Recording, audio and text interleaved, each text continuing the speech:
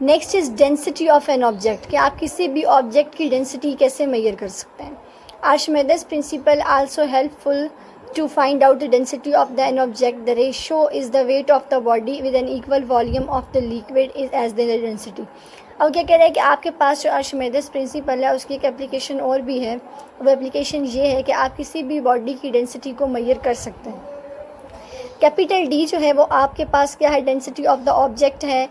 P आपके पास जो small P की फॉर्म हम शो करते हैं वो आपके पास डेंसिटी ऑफ लिक्विड दी हुई है। वेट ऑफ ऑब्जेक्ट आपके पास W1 दिया हुआ है और आपके पास weight of equal volume of liquid, और W आपके पास किसकी इक्वल हो जाएगा, W1 माइनस W2। अंडरस्टैंड, ये आपके पास जो टोटल लिक्विड का वेट होगा वो W1 माइनस W2 होगा, जबकि आपके पास जो वेट का ऑब्जेक्ट होगा वो सिर्फ और सिर्फ W1 होगा। अब आप क्या कर सकते हैं कि hair W2 is the weight of the solid in the liquid according to Archimedes principle.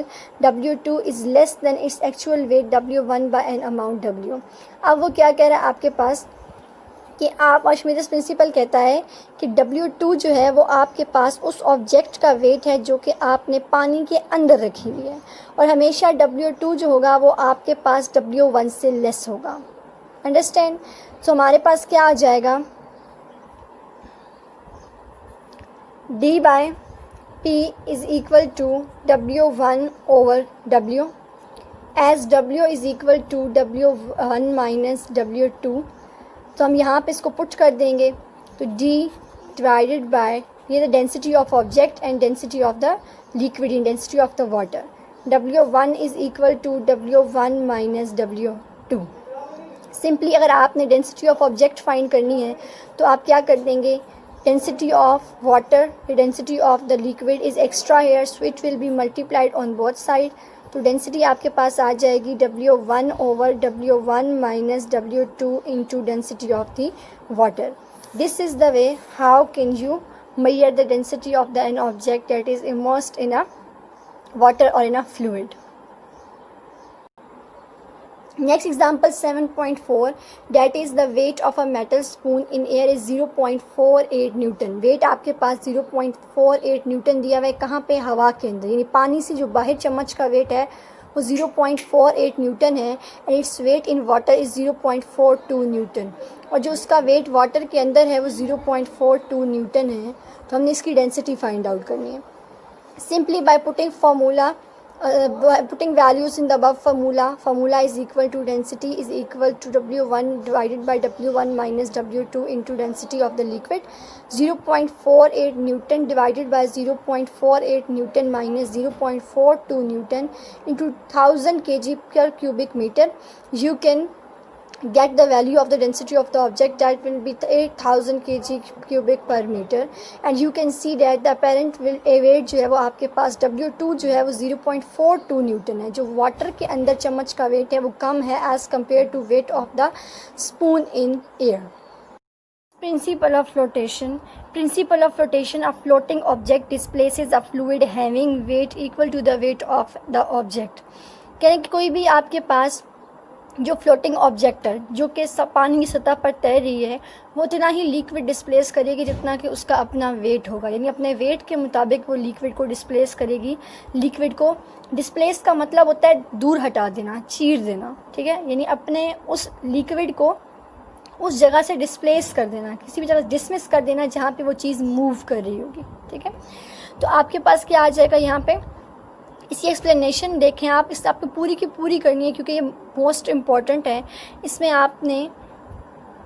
तो हमारे पास आ जाएगा an object sinks if the weight is greater than the upthrust acting on it, यानी आपके पास ऑब्जेक्ट तब सिंक करेगी, डूब जाएगी जब आपके पास जो अपथ्रस्ट है वो उसके वेट से कम होगा। यानी वेट अगर ज़्यादा हो जाएगा और अपथ्रस्ट आपके पास कम हो जाएगा तो ऑब्जेक्ट जो है वो वाटर के अंदर डूब जाएगी, और ऑब्जेक्ट उस केस में फ्लोट करेगी जब आपके पास weight of the object will be less than upthrust force, यानी अपथ्रस्ट फोर्स जो है वो ज़्यादा हो जाएगी एज़ कम्पेयर टू वेट।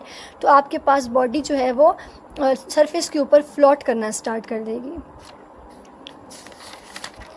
अच्छा, in case of floating object the object may be partially immerse, the upthrust is always equal to the weight of the fluid displaced by the object.